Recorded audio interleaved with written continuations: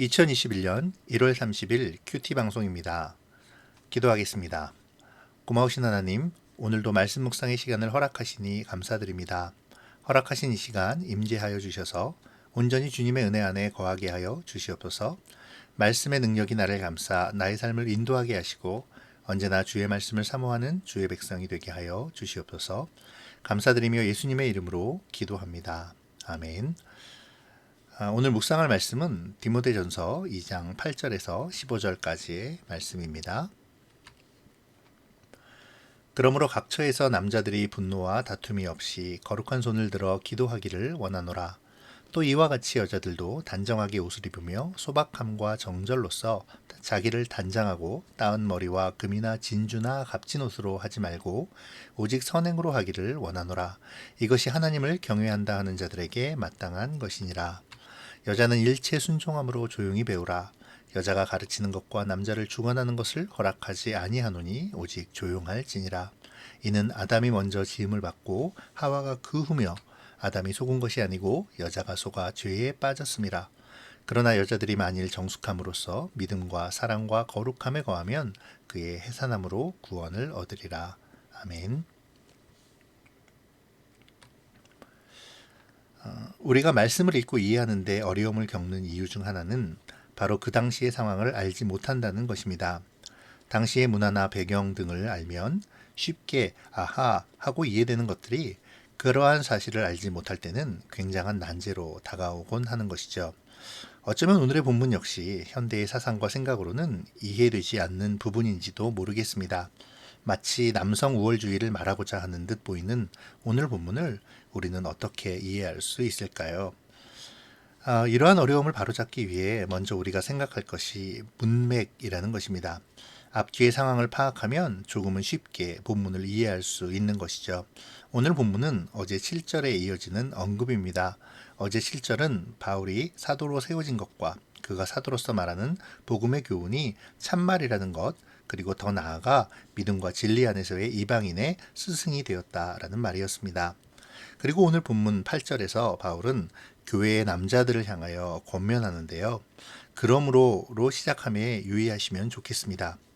칼빈은 당시의 유대인들이 여전히 선민의식을 고수하고 있었으므로 이방인들이 하나님의 은혜에 동참하는 것을 배척했다라고 말하며 그렇기 때문에 종종 이방인과 유대인 사이에 다툼이 일어났었는데 이러한 분쟁은 하나님의 자녀가 된 교인들이 취할 태도는 아니었다라고 말합니다. 그러니까 바울은 남자들을 향하여 분쟁과 다툼을 멈추고 로마에 대한 적개심이나 이방인에 대한 무시함과 같은 것들도 버리고 오직 하나님에게만 집중하라고 가르치고 있는 것이죠. 여기에 거룩한 손을 들고 라고 말하며 기도의 자세에 대하여 또 언급하는데요. 성경에 기록된 일반적인 기도의 자세는 서서 손을 들고 손바닥은 위로 향하여 펴는 것이었습니다. 하지만 바울은 자세가 아닌 태도를 말하고 있는 듯 보이네요. 여기서 중요한 것은 거룩한 손이죠. 살인이나 간음이나 도적질을 행하거나 기타 범죄를 짓고 나서 더럽혀진 손을 든다는 것은 거룩하신 하나님을 모독하는 것입니다. 바울이 거룩한 손을 들라는 의미는 바로 이것이죠. 하나님께서 거룩하시니 우리가 기도할 때에 합당한 마음과 합당한 삶의 결단으로 기도하라는 것입니다. 우리가 기도할 때의 자세는 몸의 자세가 중요한 것이 아니라 우리 영혼이 가지고 있는 내면적인 태도가 더 중요하다는 것입니다. 그리고 난 후 바울은 이제 여자들을 언급하며 권면하죠. 여기서도 이와 같이라는 말에 주목할 필요가 있습니다. 앞서 남자들에게 권면한 바와 같이라는 뜻이죠. 남자들에게 권면한 것이 무엇입니까? 하나님을 경외하는 사람들이 가져야 할 태도입니다. 그들이 하나님께 기도하기 전에 어떤 마음을 가져야 하며 또 하나님 앞에 나아올 때 어떤 마음가짐과 태도를 가지고 나와 기도해야 하는가가 바로 그것이죠. 여자들에게 하는 권면 역시 이와 같은 차원에서 이해해야 합니다. 바울 사도의 권면은 당시의 여자들이 내면의 아름다움보다 외적인 화려함에 더 치중하였음을 알려줍니다. 당시의 따은 머리는 재산의 많음을 나타냈다고 하는데요. 그래서 여자들은 자신의 부를 과시하기 위해 주로 머리를 닦고 금이나 진주 등으로 장식한 값진 옷을 입거나 장신구를 착용하기를 즐겨했다고 합니다.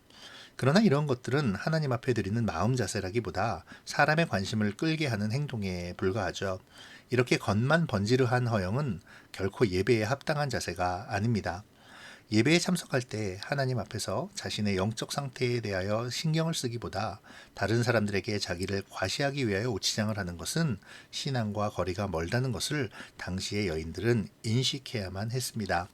참다운 신앙은 사람들 앞에 허영을 부리는 것이 아니라 하나님 앞에서 부끄러움이 없어야 하며, 더 나아가 하나님이 원하시는 선행, 곧 하나님의 뜻대로 순종하며 이웃을 돌보는 사랑을 실천하는 데에 있는 것이기 때문입니다. 이처럼 바울은 주님이 원하시는 그리스도인의 모습을 회복하라고 가르치고 있습니다. 그가 있는 곳이 어디 있든 하나님과 교제하고 사랑으로 주님의 평안을 전하는 사람, 검소하고 단정하며 선한 생실로 칭찬을 받는 사람이 되는 것이 참 신앙생활이라는 것이죠. 자, 이제 문제의 본문이 나옵니다. 이 구절로 말미암아 기독교가 남녀를 차별한다는 편견을 갖게 되었죠. 그러나 본문을 자세히 살펴보고 또 당시의 상황을 이해한다면 바울이 남녀를 차별하여 이런 이야기를 하는 것이 아님을 알 수 있습니다. 바울은 이전과 이후에 사용하는 지혜로운 어투와 다르게 유독 이곳에서만 거칠고 정죄하는 어투를 사용하는데요. 11절과 12절의 거친 표현이 바로 그것입니다.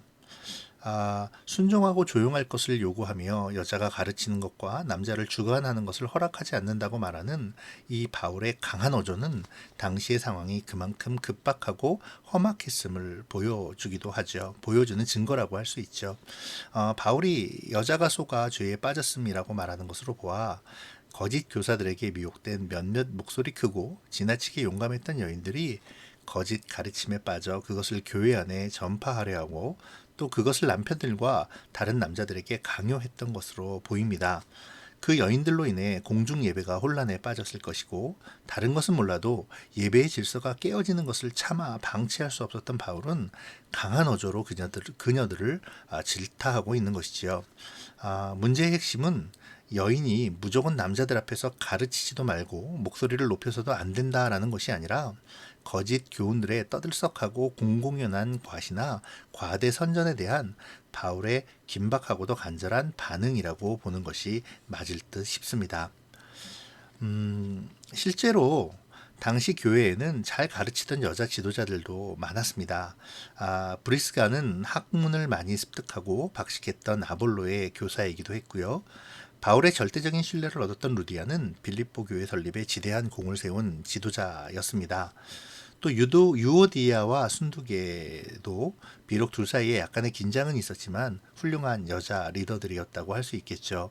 이런 사실을 봐서라도 바울이 결코 여자를 남자보다 못한 존재로 여기지 않았음은 분명해 보입니다.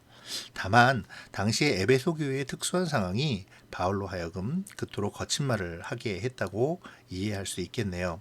가르침의 연사가 있는 여성 지도자는 그 일을 하게 하고, 그 대신에 거짓 가르침에 빠져 신앙 공동체의 예배 질서를 무너뜨리려는 사람은 그가 여자이든 남자이든 간에 용납하지 말 것을 단호하게 밝힌 것이죠.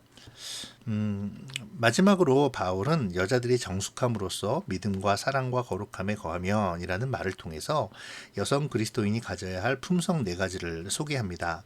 정숙, 믿음, 사랑, 거룩함의 이 4가지 품성은 어쩌면 여성이 남성보다 더 뛰어날 수 있는 품성인지도 모르겠습니다.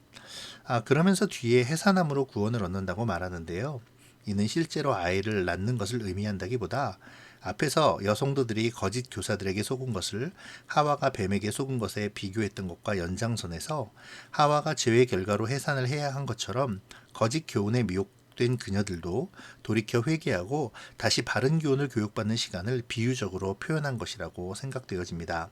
그러니까 바울의 마지막 권면은 거짓 교훈에 휘둘렸던 사람들을 향해 돌이켜 회개하고 바른 교훈으로 교육받음을 통해 그 구원을 다시 회복하라는 것이죠. 자, 이제 오늘 말씀을 생각하면서 묵상해 보죠. 먼저 기도의 자세에 대해서 묵상해 봤으면 좋겠습니다.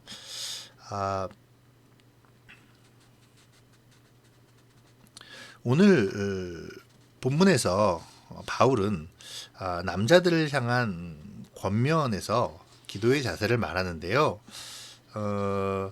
분노와 다툼이 없이 거룩한 손을 들어서 기도하라는 말씀입니다. 여기서 기도의 자세란 외형이 아니죠. 내면의 하나님을 향한 태도입니다.